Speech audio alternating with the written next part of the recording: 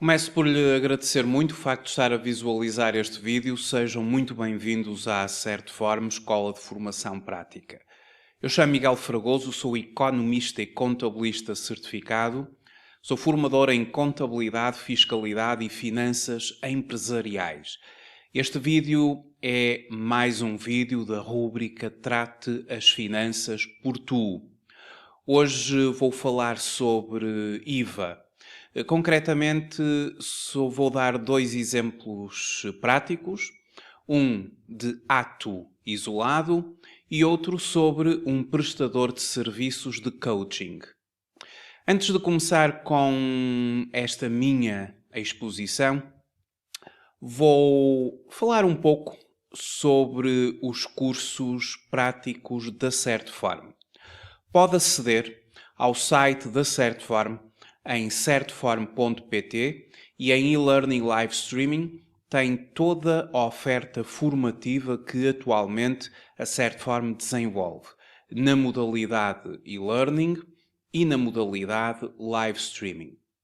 A temática do IRS e do IVA é uma temática de fiscalidade e ela é abordada no curso prático de fiscalidade IVA, no curso prático de contabilidade e fiscalidade com informática aplicada, também no curso prático de gestão fiscal, que contempla um módulo de IRS e um módulo de IVA, para além de segurança social, de IRC e de impostos diferidos. Também no mini MBA em Finanças Empresariais e Fiscalidade Aplicada desenvolvemos um módulo de IRC e de IVA. E no curso de especialização em Contabilidade e Fiscalidade Avançado temos igualmente matérias fiscais, nomeadamente sobre IRC e sobre a Informação Empresarial Simplificada. A matéria de IVA e de IRS é igualmente desenvolvida no curso prático de Processamento de Salários, IRS, bem como no curso técnico de Contabilidade e Administração Empresarial com Informática Aplicada. A abordagem que vai encontrar na Certform relativamente aos nossos cursos é uma abordagem muito prática, muito orientada para as necessidades do mercado de trabalho, de modo a que, quando concluir a sua formação, possa efetivamente enfrentar os desafios profissionais com a preparação adequada. Para além disso, os cursos da Certform são cursos certificados. No final da formação, vai ter acesso a um certificado de formação que é emitido através da plataforma SIGO. A plataforma que as entidades de formação certificada, como a Certform, utilizam para emissão dos seus certificados de formação. Os contabilistas certificados podem encontrar na Certform uma entidade reconhecida pela Ordem dos Contabilistas Certificados e os cursos na área de contabilidade e fiscalidade permitem a obtenção de créditos de formação. A Certform, sendo uma entidade certificada e tendo uma classificação de atividade económica na área da educação-formação, o investimento que é feito nos cursos é dedutível à coleta em sede IRS nas chamadas despesas de educação-formação. Nós emitimos a fatura e o Portal das Finanças, a autoridade tributária vai colocar no seu sítio as suas despesas de formação e educação. Ser estudante para a vida é imperioso nos tempos atuais. Estamos todos os dias a aprender, estamos permanentemente em evolução e as matérias vão alterando, a legislação vai alterando e os cursos da Certform estão permanentemente atualizados em conformidade com a legislação em vigor. Vamos então fazer uma abordagem a 2 casos práticos que eu hoje trago. São casos que fazem parte do manual do curso prático de IVA, Imposto sobre o Valor Acrescentado, e vou recorrer a 2 casos, nomeadamente eu já selecionei aqui 2 para fazer esta minha exposição. Vamos então começar por uma situação de um ato isolado. Bom, uma situação muito concreta. Uma empresa agrícola solicitou um serviço a um sujeito passivo particular. O trabalho consiste na limpeza das propriedades agrícolas e florestais de terrenos que são propriedade desta empresa agrícola. O sujeito passivo, que é uma pessoa singular, iria receber 500 euros pelo serviço efetuado e, para o efeito, foi-lhe solicitado uma fatura-recibo de ato isolado. Bom, acontece que a empresa necessitou da continuidade dos serviços e o sujeito passivo já emitiu 3 atos isolados no valor de 500 euros cada. E tem efetuado o pagamento do respectivo IVA através da submissão do modelo P2. Deste modo, já ultrapassou o limite de emissão de atos isolados. Como é explicar esta questão à empresa que mostra intenção de dar continuidade a este processo, uma vez que a lei não é muito explícita sobre este assunto? Bom, ato isolado. O que é que significa ato isolado? Em primeiro lugar, um ato isolado é um rendimento da categoria B. Estamos a falar da categoria B, os rendimentos profissionais empresariais.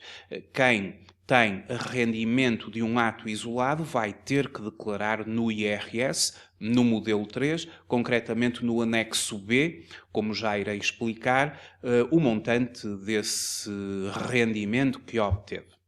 A questão do ato isolado é uma questão que está consagrada no número 3 do artigo 3º do Código do IRS, segundo o qual temos neste artigo, o artigo 3º, número 3 do Código do IRS, este é o Código do IVA, vou recorrer ao Código do IRS. O artigo 3º, rendimentos da categoria B, no seu número 3, refere que, para efeitos do disposto nas alíneas H e I do número anterior, consideram-se rendimentos provenientes de atos isolados os que não resultem de uma prática previsível ou reiterada. Bom, desde já, isto vai implicar que esta questão que é aqui colocada, que foi uma questão muito concreta, que foi colocada, estes casos práticos são baseados em questões mesmo reais, uma questão muito concreta, uma pessoa que está a prestar serviços a uma empresa, essa pessoa não está inscrita na categoria B, não deu início de atividade, e a empresa exige-lhe um recibo ou uma fatura-recibo de ato isolado. A questão é que, tudo bem, um ato isolado por ano, mas já 3, isso já está a ultrapassar os limites da razoabilidade daquilo que é mesmo um ato isolado. A utilização de um ato isolado tem subjacente o facto de não existir a intenção de haver repetição do ato. Isto é, quando determinada pessoa vende um bem ou presta um serviço ocasional sem intenção de lhe dar continuidade. Aqui, neste caso concreto, quando foi feita a primeira prestação do serviço, efetivamente, poderia ser emitido um recibo de ato isolado. A questão é que esta empresa já requereu um segundo serviço, um terceiro serviço, e aqui já existe efetivamente uma prática reiterada e contínua deste âmbito de prestação de serviços por parte desta pessoa singular. Pelo que, continuando a nossa resposta, em sede de IVA, o entendimento do ato isolado ainda é mais restrito. Um ato isolado será uma operação praticada uma vez, não podendo existir repetição. Daqui resulta que uma presumível prestação de serviço efetuada pelo sujeito passivo só se enquadra nos rendimentos de atos isolados, ao abrigo da alínea I do número 2 do artigo 3º do Código do IRS, se não houver intenção de repetição do ato. Se assim for, o sujeito passivo não necessita de iniciar atividade. Apenas terá de liquidar o IVA em conformidade com o artigo 18 do Código do IVA. Ou seja, se nós efetivamente, como pessoas singulares, prestarmos um serviço, por exemplo, a uma empresa, e esse serviço for naquele ano único, e não voltarmos a prestar com um caráter continuado, reiterado, previsível, mais prestações de serviços, podemos efetivamente emitir um recibo de ato isolado. Como é que se emite um recibo de ato isolado? Um recibo de ato isolado, temos que ir ao portal das finanças, temos que fazer o caminho de todos os serviços, ir a faturas e recibos verdes, emitir faturas e depois, quando estamos a emitir o recibo, como quem está a emitir um recibo de ato isolado não está inscrito, não deu início de atividade, pelo que, quando vai emitir o recibo de ato isolado, vai clicar no tipo e, em vez de ser uma fatura recibo verde, o chamado recibo verde da categoria B, de quem está mesmo inscrito na categoria B, tem acesso à fatura recibo de ato isolado e é este que vai ter que emitir. E depois vai colocar o adquirente de bens ou serviços, vai identificá-lo com o respectivo número de contribuinte, o nome, a morada, e a partir daí terá que colocar o respectivo valor. E algo muito importante é que o ato isolado requer que se cobre IVA ao nosso cliente. A menos que o ato isolado seja de uma atividade das que estão consagradas no artigo 9º do Código do IVA, das isenções internas. Mas, em termos gerais, se não for qualquer atividade do artigo 9º do Código do IVA, como atividades de médicos, enfermeiros, psicólogos, enfim, relacionados com a saúde, nós, entre outras, porque o artigo 9º é muito extenso, mas, em princípio, não sendo, nós vamos colocar que o regime do IVA estará sujeito, por exemplo, à taxa de 23%. E o ato isolado, efetivamente, como regra, está sujeito a IVA. Independentemente do valor, está sujeito a IVA. E o IVA que se cobra no ato isolado, ele tem que ser entregue ao Estado, pelo próprio sujeito passivo que emitiu este recibo de ato isolado, até ao fim do mês a seguir, ao qual é realizado a respectiva prestação do serviço. Pelo que seria na base deste recibo de ato isolado que este sujeito que nós estamos aqui a analisar deveria emitir o primeiro recibo. Determina o número 2 do artigo 27 do Código do IVA que as pessoas que pratiquem uma só operação tributável devem entregar nos locais de cobrança legalmente autorizados o correspondente imposto até ao final do mês seguinte, ao da conclusão da operação, conforme eu tinha dito. Estabelece ainda o número 3 do artigo 31 do Código do IVA que o ato isolado não pode exceder o limite previsto nas alíneas E e F do número 1 do artigo 29º do Código do IVA, que são 25 mil euros. O ato isolado não pode exceder 25 mil euros, porque se exceder, este valor obriga à prévia entrega da declaração de início de atividade e, assim sendo, já não pode ser considerado ato isolado e haverá lugar à emissão da fatura ou fatura-recibo, porque o sujeito teve que fazer o tal início de atividade e passa a emitir os recibos verdes normais. Deste modo, uma operação de ato isolado que se configure como de natureza comercial ou profissional está sempre sujeita à tributação de IRS. E, neste caso, através da entrega da declaração modelo 13 e o anexo B.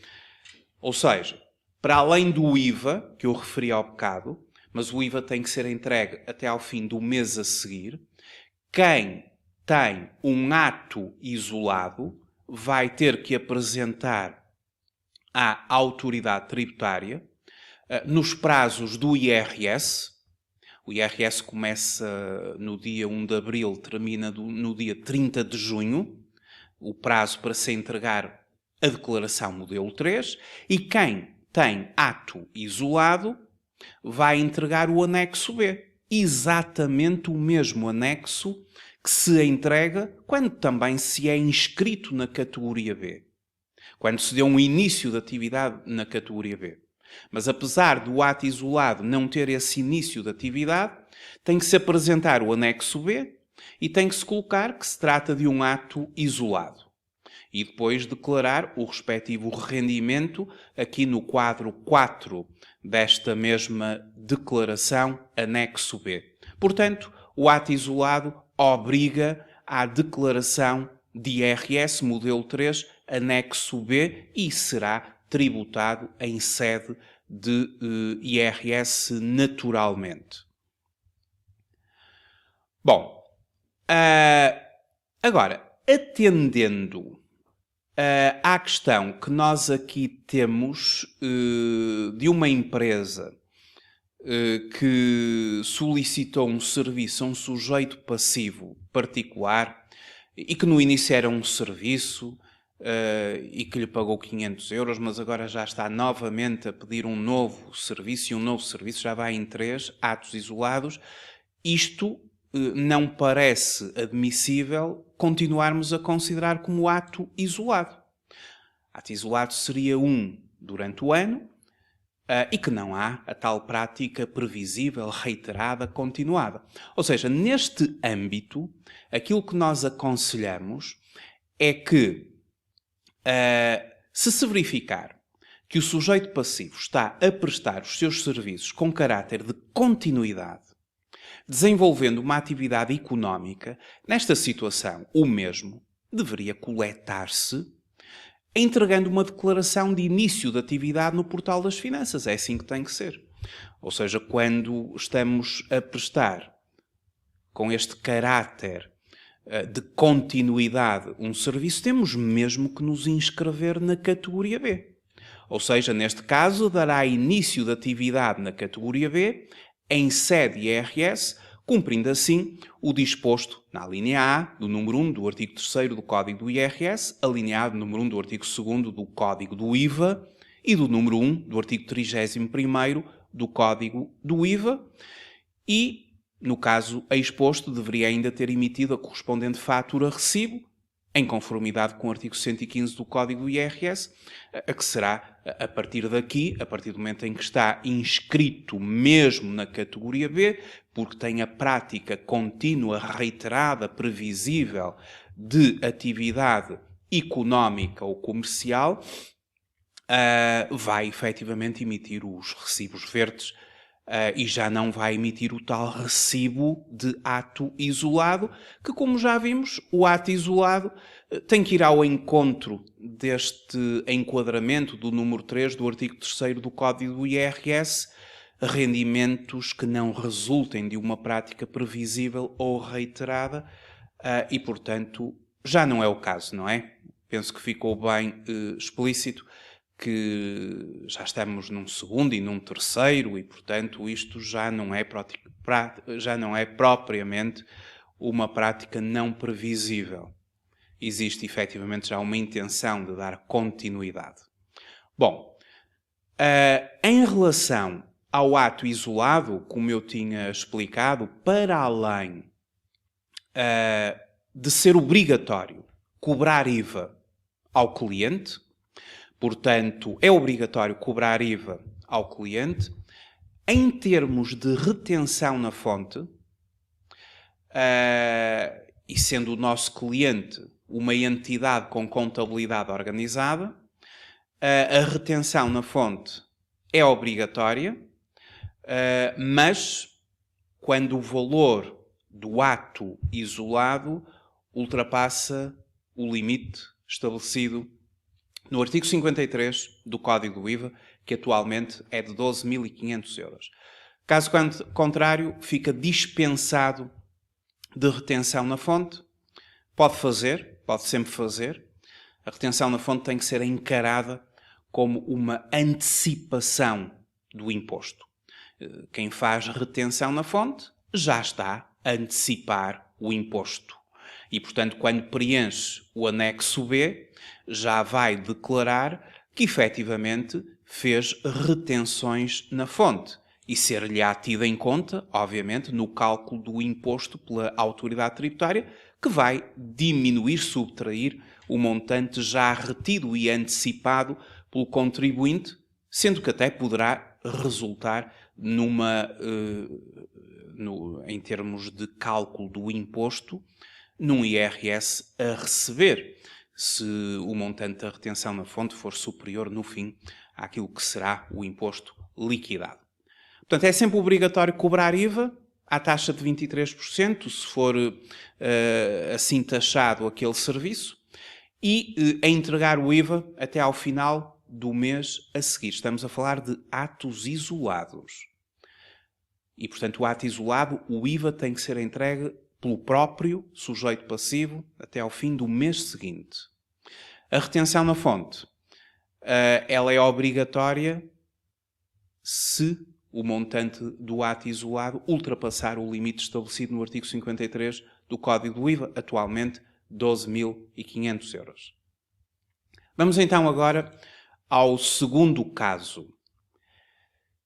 Temos aqui um profissional de coaching, que é uma prestação de serviços. Ele coloca-nos a seguinte questão. Assinei um contrato de prestação de serviços com uma empresa suíça, cujos serviços são de coaching, parte dele feito via web, de Portugal, e outras vezes em países europeus onde serão ministrados cursos e terei de estar presente.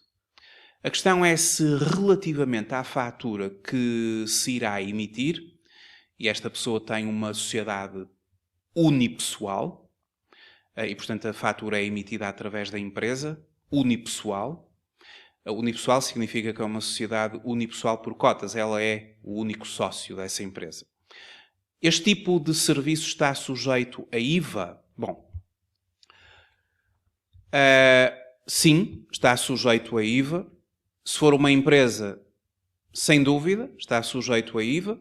Se fosse eventualmente um trabalhador independente, ou seja, se esta pessoa que presta os serviços de coaching, em vez de ter criado uma sociedade unipessoal por cotas, tivesse inicialmente feito uma inscrição na categoria B como trabalhador independente, seria um sujeito passivo em sede IRS, e estaria sujeito a IVA se no ano anterior ultrapassasse os 12.500 euros, o limite do artigo 53 do Código do IVA. Ou então se, no ato de início da atividade, a sua estimativa, a sua previsão de volume de negócios, neste caso de prestação de serviços de coaching, a sua estimativa fosse superior a 12.500 euros, seria enquadrado no regime normal trimestral do IVA.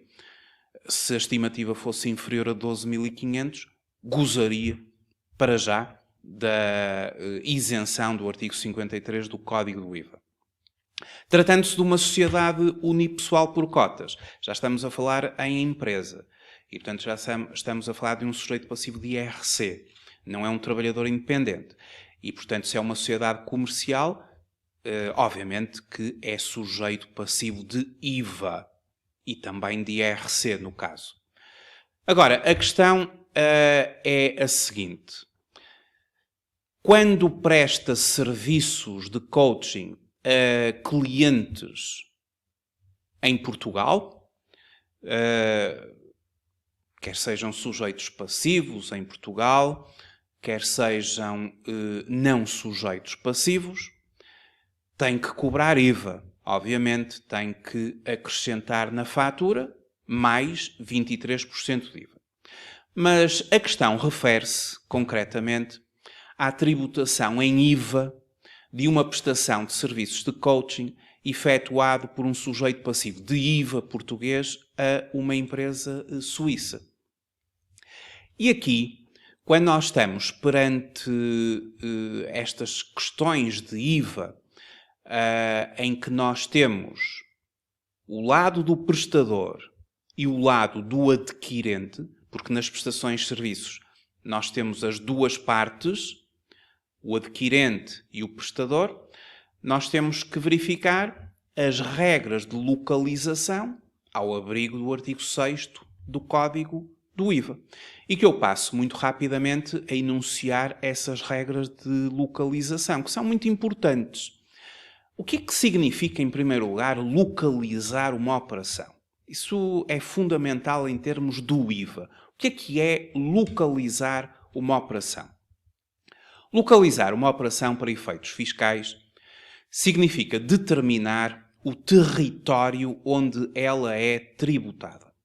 Ou seja, determinar o ordenamento jurídico fiscal que lhe é aplicável. Através das regras de localização das operações, o legislador estabelece determinados critérios de conexão que nos permitem identificar o Estado com poderes para exigir o imposto devido pelas operações efetuadas entre pessoas ou entidades estabelecidas ou residentes em diferentes Estados, ou seja, estabelece as regras de distribuição de competências do poder de tributar. Para a adequada localização das operações é necessário proceder, em primeiro lugar, à sua correta qualificação, da qual dependerá essa localização que se revela, por vezes, especialmente problemática. Nós aqui estamos perante uma prestação de serviços. Coaching é prestação de serviços, porque no IVA nós podemos ter transmissões de bens ou prestações de serviços. E claramente estamos aqui perante uma prestação de serviços. Logo, no que concerne às prestações de serviços, as regras de localização, elas poderão ser determinadas por duas regras de âmbito geral. E tudo tem a ver com as chamadas regras de localização das prestações de serviços, que estão no artigo 6º do Código do IVA, dos números 6 a 15 do artigo 6º do Código do IVA, e que, de acordo com a redação atual, há duas regras gerais de localização das prestações de serviços e que se diferenciam em função da natureza do adquirente. Ou seja, existe a primeira regra geral, que ela aplica-se às operações business to business, B2B. Business to business significa que tanto o prestador do serviço como o adquirente do serviço, os dois são sujeitos passivos. E aqui, esta primeira regra é conforme à linha A do número 6 do artigo 6º do Código do IVA. Então, qual é a regra geral, a primeira regra geral de localização de uma operação quando estamos perante dois sujeitos passivos? Ou seja, o prestador e o adquirente, os dois são sujeitos passivos. Então, quando o adquirente dos serviços seja um sujeito passivo de IVA, E claro, o prestador também. As operações são tributáveis no lugar onde o adquirente tenha a sua sede, estabelecimento estável, ou na sua falta, domicílio fiscal para o qual os serviços são prestados. Esta é a regra. Quando estamos perante prestações de serviços em que o prestador do serviço é naturalmente sujeito passivo e o adquirente é sujeito passivo, então a localização da operação é no lugar onde o adquirente tenha a sua sede. Assim, se um sujeito passivo português prestar um serviço a um adquirente italiano que seja sujeito passivo, a operação não é, em princípio, localizada em Portugal, mas em Itália. E na situação inversa, ou seja, se o prestador de serviços for italiano e o adquirente português, será o adquirente português que terá de proceder à liquidação do IVA devido pela operação realizada à taxa vigente no território português, reconhecendo-se-lhe, no entanto, direito à dedução do imposto liquidado. E qual é a segunda regra geral, esta consagrada na alínea B do número 6 do artigo 6º do Código do IVA? Esta regra aplica-se quando o prestador é sujeito passivo. O prestador no IVA é sujeito passivo. O adquirente é que pode ser sujeito passivo ou não sujeito passivo. E esta segunda regra é quando o adquirente dos serviços for uma pessoa que não seja sujeito passivo. É uma operação business to consumer. E as operações, este tipo de operações, elas são localizadas na sede, estabelecimento estável ou domicílio do prestador dos serviços. Ou seja, se um sujeito passivo português prestar um serviço a um adquirente francês que não seja sujeito passivo, deverá, em princípio, liquidar IVA português, uma vez que a operação se localiza em Portugal. E aqui diz-se em princípio porque o artigo 6 tem muitas exceções. No artigo 6 são mais as exceções do que as regras. E, portanto, este artigo 6 é um artigo que tem que ser minuciosamente estudado e muito trabalhado, com muitos casos práticos, para que se consiga efetivamente entender todas as, ou uma grande parte das possibilidades que este artigo nos oferece. Eu estou apenas a enunciar as duas regras gerais. A business to business, em que a operação é localizada onde o adquirente tem a sua sede, e a business to consumer, onde a operação é localizada onde o prestador tem a sua sede, ou o seu estabelecimento estável, ou o domicílio do prestador dos serviços. Bom, então, neste caso, que já conhecemos as duas regras gerais, vamos terminar com uma solução aqui para o nosso caso. Então, as prestações de serviços, conforme definidas no artigo 4º do Código do IVA, são operações tributadas em sede de IVA. Muito bem. Desde que localizadas em território português. Se é localizada em território português, tem que ser tributada em IVA português, à taxa de 23%, por exemplo, porque se é em Portugal tem que ser às taxas portuguesas. Taxa reduzida, taxa intermédia ou taxa normal. Já sabemos que no continente a taxa reduzida é 6%, a taxa intermédia é 13% e a taxa normal é 23%. E quando se localiza uma operação em Portugal, ela é tributada em Portugal às nossas taxas. Se é necessário aferir qual o local onde se considera efetuada a operação, de acordo com as regras do IVA. Bom, já vimos então as duas regras de localização. Significa isto que na prestação de serviços efetuada, e agora já estamos aqui a dar uma solução para esta coach que tem uma empresa, uma sociedade comercial, trata-se de uma sociedade unipessoal por cotas, presta serviços de coaching a empresas fora de Portugal e, portanto, estamos perante uma situação business to business em que quer o prestador do serviço, quer o adquirente, são sujeitos passivos e, consequentemente, não havendo aqui qualquer tipo de exceção aos serviços de coaching, regem-se pela regra geral do artigo 6º, número 6, a linha A, significa isto que a prestação de serviço efetuada não há liquidação de IVA por aplicação a contrário da disposição que consta da linha A do número 6 do artigo 6 do Código do IVA, menção essa que tem que constar da fatura que esta empresa vai emitir, sendo a operação localizada no país da sede do adquirente. Era esta a regra geral. Uma operação business to business é uma operação no âmbito das prestações de serviços que é localizada onde o adquirente tem a sua sede. E, portanto, a empresa de coaching em Portugal, que emite faturas para uma empresa, por exemplo, da União Europeia, por exemplo, de um país da União Europeia, vai simplesmente mencionar que a operação não vai ser tributada em Portugal. A operação é tributada, efetivamente, no país onde o adquirente tem a sua sede. Então temos que emitir uma fatura sem IVA. E uma fatura sem IVA com a respectiva menção que consta da fatura, alineado número 6 do artigo 6º do Código do IVA, nestas regras de localização.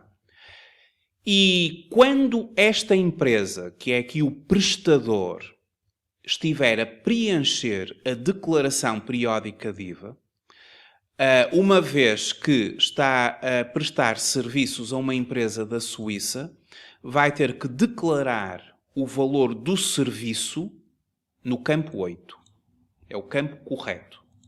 Se fosse uma empresa sujeito passivo da União Europeia, nomeadamente, vamos imaginar, França, Espanha, Itália, por aí fora, teria que preencher o campo 7. O campo 7 é quando se fazem ou transmissões intracomunitárias, ou seja, venda de mercadorias a clientes da União Europeia, ou também prestações de serviços a sujeitos passivos da União Europeia. Coloca-se no campo 7, depois tem que ser preenchida uma declaração recapitulativa. O campo 7 assim o exige. Se não for da União Europeia, será no campo 8. Em todo o caso, tratam-se de operações em que se coloca apenas a base e não há correspondência a IVA liquidado. Não há campo correspondente a IVA liquidado, porque são operações isentas, uma vez que obedecem às tais regras de localização. Elas vão ser tributadas no país onde o adquirente tem a sua sede e, consequentemente, é a aplicação do artigo 6º, a linha A, do artigo 6º, número 6, a linha A do Código do IVA, a regra geral para business to business. Já se for ao contrário, se for a empresa portuguesa que adquire um serviço a um sujeito passivo da União Europeia, uma empresa portuguesa adquire um serviço a uma empresa francesa.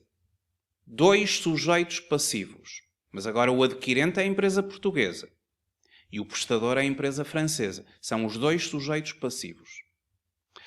A empresa francesa já verificamos no viés que tem o tal número, o VAT, o número de identificação correto.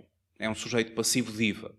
A empresa portuguesa sabe que a operação é localizada em Portugal, onde o adquirente tem a sua sede, o seu domicílio, por aí fora, como já acabamos de ver.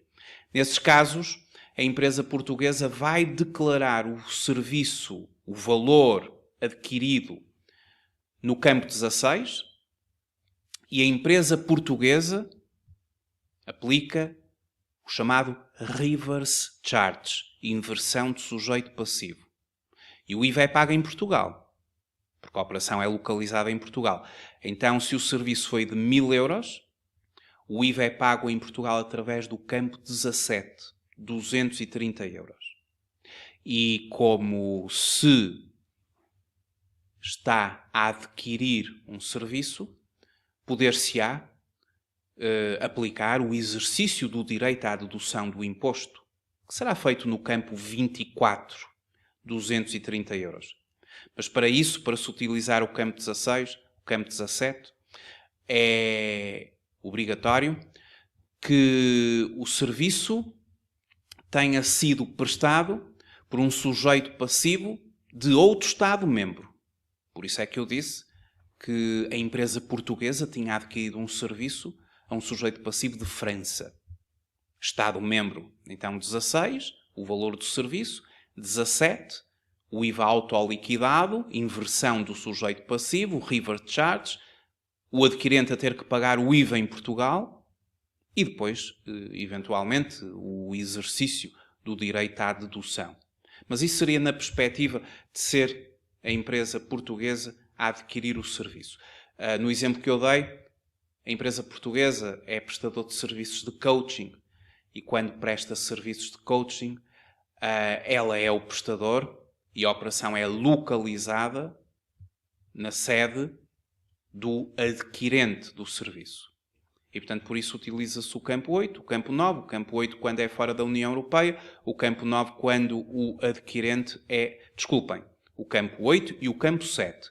Como eu já tinha dito, o campo 7 quando o adquirente do serviço é da União Europeia. O campo 8 é quando o adquirente não é da União Europeia, que é o caso desta questão do adquirente ser da Suíça. Por isso eu teria que utilizar o campo 8 para declarar o serviço de coaching que foi prestado e que é faturado sem IVA.